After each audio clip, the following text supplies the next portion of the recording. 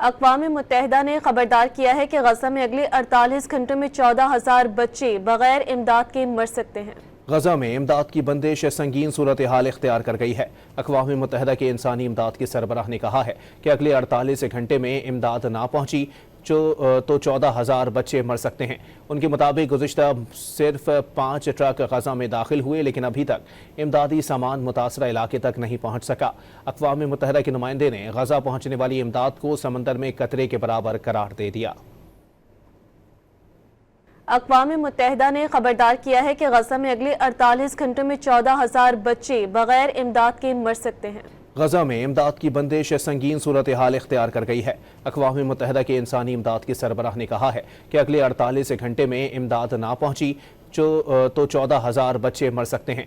उनके मुताबिक गुज़िश्ता सिर्फ 5 ट्रक गजा में दाखिल हुए, लेकिन अभी तक इमदादी सामान मुतासरा इलाके तक नहीं पहुंच सका। अक़वाम मुत्तहिदा के नुमाइंदे ने गजा पहुंचने वाली इमदाद को समंदर में कतरे के बराबर करार दे दिया।